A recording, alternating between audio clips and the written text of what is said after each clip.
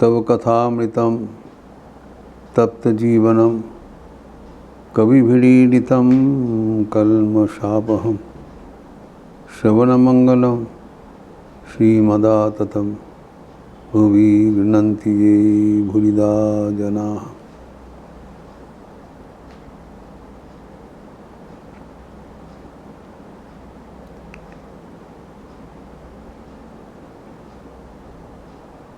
श्री रामकृष्ण एवं ईसा मसीह के साथ सदृश्य के बाद चल रहा था। अनेक प्रकार का सदृश्य एक के बाद एक।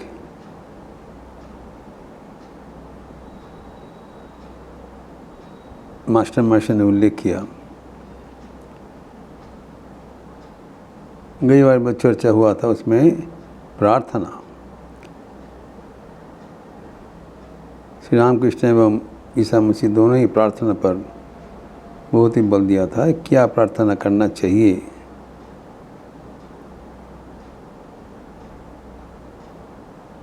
Lead us not up to temptation, lead us not unto temptation, and deliver us from the evil। ये बोला था। ठाकुर भी ऐसी बताया था कि তোমার ভুবনময়িনী মায়ায় মুগ্ধ না করো, কামিনী কাঞ্চনের জন্য ভালোবাসা কখনো না হয়। और दोनों ही अपने जीवन के लिए ईश्वर के प्रति प्रार्थना किया था। औरों के कल्याण की हेतु साधारण जीव मृत्यु भय से भीत होकर जीने चाहते हैं, लेकिन ईश्वर औरों के कल्याण के लिए अपना जीवन दीर्घायित करना चाहते हैं एवं अल्टीमेटली ईश्वर का, परमात्मा का निर्देश ही मान लेते हैं।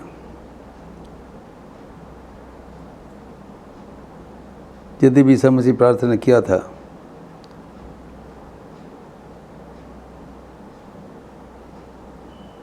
Oh my father, let this cup pass away.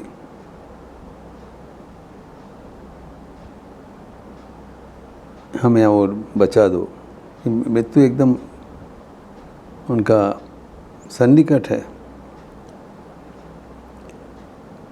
लेकिन उसके बाद ईश्वर की इच्छा ही समर्पण कर दिया। Nevertheless, nor that I will, but that you willed। आप जिसे चाहते हो वैसे होगा। ठाकुर भी वो मान लिया।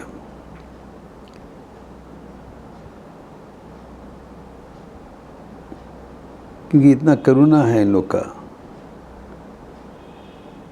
जानते हैं वो रहने से अनेक का कल्याण होगा। ठाकुर का यही बात था। और कुछ दिन रहने से और अनेक का कल्याण हो जाएगा। ठाकुर कारण भी बताते हैं क्यों जगन माता राजी नहीं हुआ। आमी सरल बोका, पाछे सबाइके सब किछु दिए फेली, এই জন্য রাখবে না। वो हमें ज़्यादा दिन जीने नहीं देंगे, कारण मैं सरल हूँ, मेरा उतना बुद्धि नहीं है, हिसाबी नहीं हूँ। अगर सबको सब कुछ मतलब सब कुछ ब्रह्म ज्ञान ईश्वर का संपत्ति पात्र विचार नहीं करते हुए दे दें, वो जगन माता का पसंद नहीं है, इच्छा नहीं है। ईश्वर ही ये दुनिया रचना किया है एवं एक जो माया का जाल से पार करने का उपाय भी ईश्वर बता देते हैं। शरणागत होने से मुक्त हो जाओगे, लेकिन ये नहीं चाहते सब व्यक्ति मुक्त हो जाए, तब सृष्टि बंद हो जाएगा।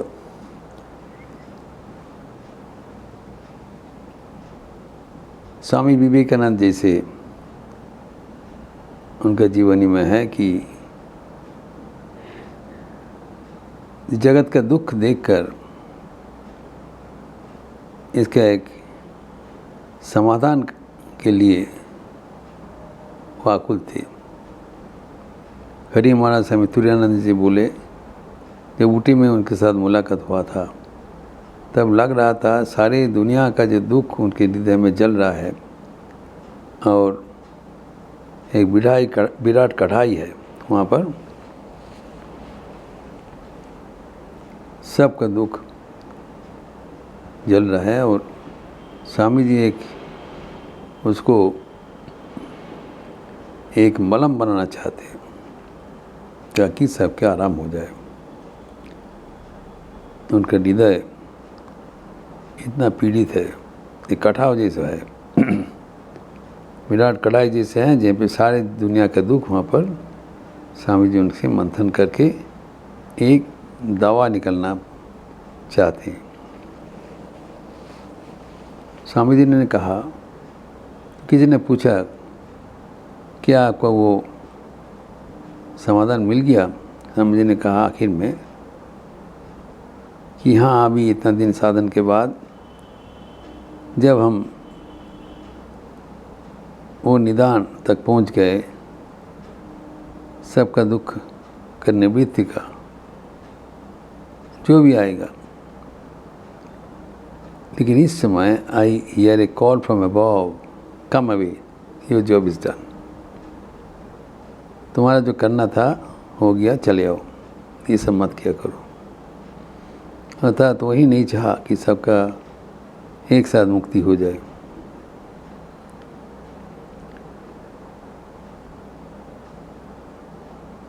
वैसे ही दोनों का जीवन में हम देखते हैं कि किसी को दोष नहीं चाहते थे। ईसा मसीह भी कहा करते थे, किसी का दोष मत देखो, गुण देखना। अगर दोष देखना है तो अपना निजी का दोष देखो, स्वयं का दोष देखो।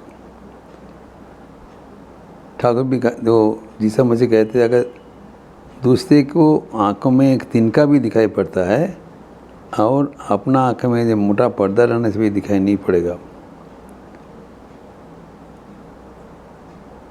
तो औरों का दोष देखने से मन कलुषित हो जाता है।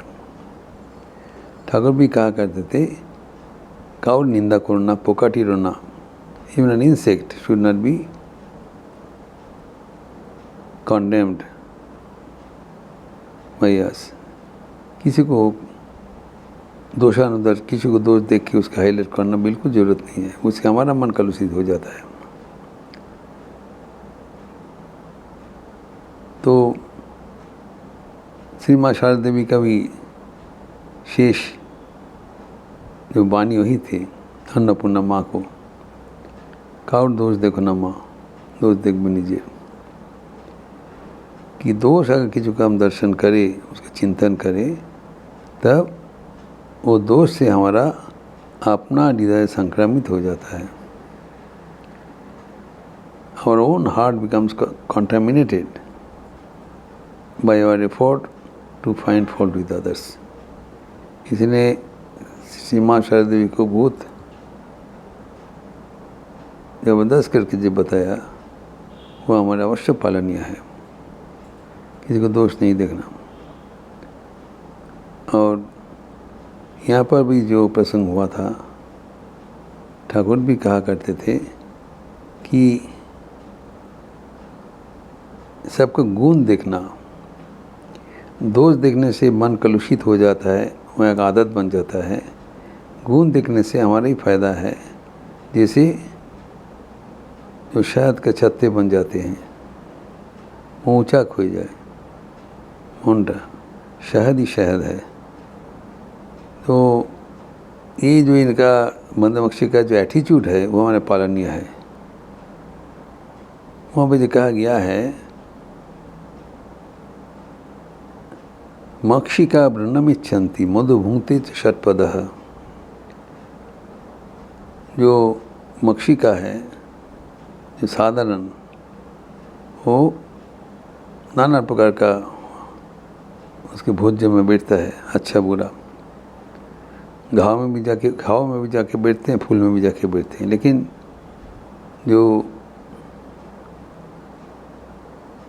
सच्चा जो भ्रमर है,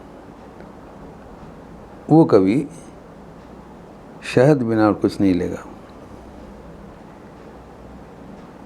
षटपद जो भ्रमर है, इसीलिए ठाकुर कहा करते थे कि गुणग्राही बनो, दूसरे को गुण देखते हुए गुणमय हो जाओगे। जैसे कि जो मधुमक्षिका, वो सिर्फ शहद आहरण करते हुए शहद के छत्ते बना देते हैं, मौचा कोरिदन, और वहाँ पर शहद ही शहद है और कुछ नहीं है। तो ये जो दृष्टिभंगी से आया है, तो हमारे जीवन में जो सफलता है उसका रहस्य है किसी को दोष नहीं देखना। दोष देखने से ही वो दोष हमारा मन को अतिक्रम कर देते हैं, अधिग्रहण कर देते हैं, मन कलुषित हो जाता है और वे हमारा जीवन का प्रतिकूल अवस्था पैदा कर देते हैं। इसीलिए जो ईसा मसीह का जो भावना है एवं ठाकुर की जो भावना है, वो अगर हम जीवन में अपनाएं, तब जीवन का रंग बदल जाता है। जो इसीलिए स्वामी विवेकानंद भी कहा करते थे, मन को कभी कूड़ादान मत बनो, और mind is not a garbage. The moment हम इस मुहूर्त से हम दूसरे को निंदा किया, उसका समालोचना किया, उसकी गलतियाँ समझा, वो गलती हमारे मन को फैला के बैठ जाएगा। तो मन को कभी कूड़ादान नहीं बनाना है, और वो जब रहेगा वो भी बढ़ते चलेंगे उसका नाना बतक। तो ये सब समय में मन को भगवत केंद्रित ही रखना चाहिए और किसी को दोष नहीं देखना। इस प्रसंग को आगे हम लोग और बढ़ाएंगे अगले दिन। ओम शांति शांति शांति। हरि ओम तत्सत। श्री राम कृष्णार्पणमस्तु। आज शुक्रवार का अवसर है। संध्यादि के उपरांत पतंजलि योग सूत्र लिपि दिया जाएगा। आप लोग अच्छे रहिए, स्वस्थ रहिए, आनंद में रहिए। नमस्कार।